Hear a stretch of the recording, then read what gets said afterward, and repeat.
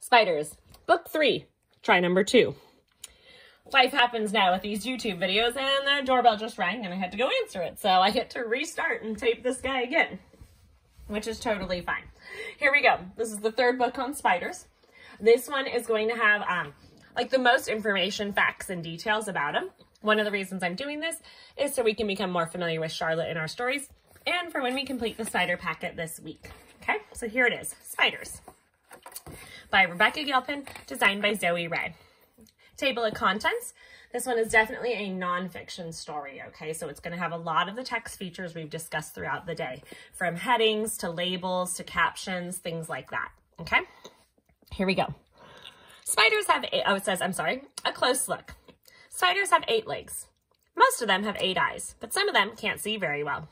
Spiders don't have any bones. There are tiny claws at the end of each leg. Here we are. Body, head, fang, eyes, hairy legs, and spiders have pale blue blood. Kind of an interesting one. A place to live. Spiders live in many different places. Most of them live outside, even where it is very hot or cold. Many spiders live on the webs they make. Others live in holes in the ground. Spiders even live in deserts where it's very dry. So this is kind of on like a cactus fruit. Oh, never mind. Keep reading. This lynx spider is on a cactus that grows in a desert. Okay. So if a cactus is normally green, but then it has those kind of prickly pear parts that come off of it. And there's a spider that lives there. Spiders also live in people's houses. They hide in cracks and in dark corners. A lot of spiders live on plants. This hairy tarantula lives in a hot, wet forest. Spider webs. Lots of spiders make webs to catch food. Spider webs are made from silk, which is made in the spider's body. A spider makes a line of silk, which sticks onto a plant. So here's the first beginning of it, okay? The spider adds lots and lots of lines of silk. It goes around and around and adds more silk. Webs are sticky so they can catch flies. Spiders have oily legs so they don't stick to their webs. That was a fact that we haven't heard in some of the other books, was this idea about the oil on their legs, and that's how they themselves don't stick to the stickiness of the webs. Try looking for webs on damp mornings. Tiny drops of water stick to them. This makes them easier to see. Catching food. Once a spider has made a web, it waits to catch some food. Here it is. A fly flies into the web and gets stuck. There's the fly. The spider runs across to the fly. It covers the fly with silk to keep it still. Jumping spiders don't make webs. They sneak up on insects, then pounce on them. Can you tell that this is an insect down here and it came jumping on? This kind of spider hangs from a line of silk holding a small web between its legs. When an insect goes past, the spider drops down. The insect gets stuck in the web. And here's the sticky web.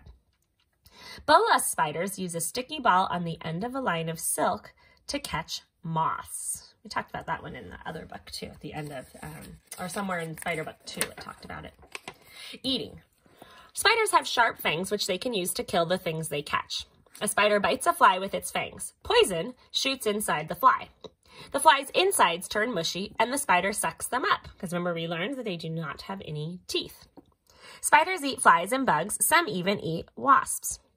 Most spiders eat little flies. Some can eat flies that are bigger than they are. Like, check this one out. This looks like a type of dragon. Oh, well, let me keep reading. This spider is eating a damselfly. Look how big that is, but it can eat it. Several kinds of spiders even eat small frogs. We saw that in one of the books, too. This one's called A Big Surprise. Some spiders, such as trapdoor spiders, use tricks to catch food. The spider digs a hole with its fangs. It makes a door from soil and silk. The spider hides. A beetle walks past. The spider jumps out and attacks. If a trapdoor spider catches something that it doesn't like to eat, it throws it out of its hole. Check out these ones. Crab spiders walk sideways like crabs. They hide in flowers so they can't be seen. Look at how hard it is to see. But there's one right there. When a bug lands on the flowers, the spider eats it, bites it, and eats it. Which we know that you know, bugs would be attracted to a pretty flower like this, especially if it's like they're pollinating or things like that. Can you see the spider hiding in these flowers? Yes. This is the coolest one. Living underwater. Water spiders live underwater in webs full of air. These webs are not like other webs because they are not used to catch food. Their webs are attached to water plants. First, the spider makes a web under the water. Then it goes to the surface. Then it sticks its legs above the water and catches a big bubble of air. The spider takes the bubble to its web and lets it go. It fills its web with lots of bubbles. What? That's so crazy to me. The spider catches food underwater and goes back to its web to eat. Eggs and babies. Baby spiders hatch out of tiny spider eggs. This is what happens before they hatch. So before they hatch, a mother spider makes a silk mat. She lays lots of tiny eggs on the mat. She covers the eggs to make an egg sac. Again, I like this book because it kind of takes it further than the other two books. This one takes it a lot further, gives a lot more description here. So first it's making a mat, then lays the eggs, then covers them up and makes the egg sac. Some spiders hide their egg sacs to keep them safe. This spider is carrying her white egg sac. There's a tiny baby spider in each egg in the sac, in the egg sac. The spiders grow bigger. They break out of the eggs. The baby spiders all hatch at the same time and leave the egg sac. Baby spiders are called spiderlings. We've seen this before now.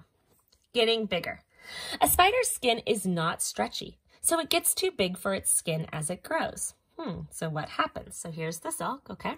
Step 1. A spider stops moving and hangs from a line of silk. 2.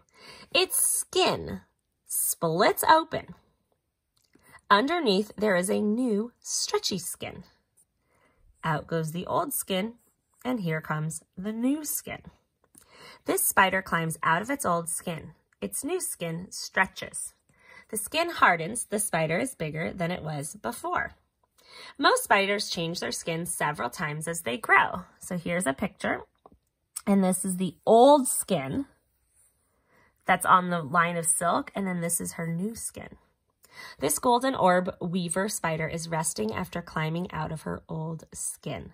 Her body is about as long as one of your fingers. Okay. Wow. So that's the old one, and then here's her new one. Little and large. Tarantulas are the biggest kinds of spiders. Some tarantulas are so big that their legs would touch either side of a dinner plate. This is a red-kneed tarantula. Oh, I wonder where it got that name. Spitting spiders are about the same size as a pea. Ooh, that's teeny tiny. They catch insects to eat by spitting sticky silk over them. Female spiders are often bigger than males. There's the male, there's the female. The smallest spider in the world could stand on the tip of a pencil. Hairy monsters. Spiders have hairs on their bodies and on their legs. Some spiders have hairs that are so tiny they are hard to see. The hairy jumping spider in this picture is shown much bigger than it really is, so that you can see its hairs. When a spider feels its hairs move, it knows that something is moving nearby, even if the spider can't see it. Think of it like wind blowing across just your own body. It kind of can tingle your hairs. Just think about that sensation, but it's obviously different, of course, but just to kind of give you an idea of what they can feel, and then they can tell that something is nearby. Spiders taste things through tiny hairs on their front legs. They taste via their legs. Some spiders have tufts of special hair on their feet, which help them to walk up glass. Under attack. Birds, frogs, and lots of other animals eat spiders. Some kinds of spiders even eat other spiders. Spiders that look like the things around them are hard for attackers to see.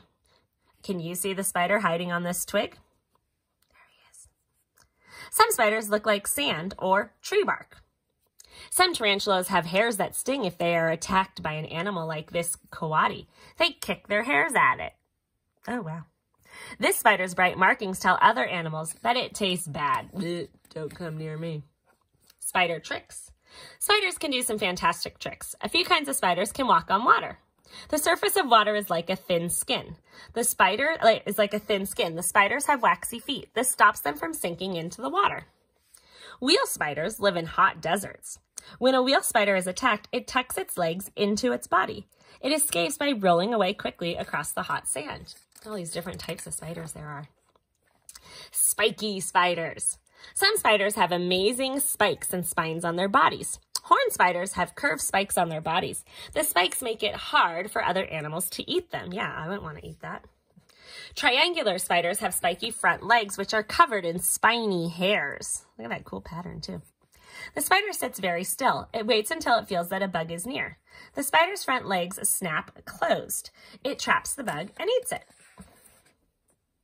This is just a glossary of spider words. I'm not going to go through that. And then here are just some websites to visit too.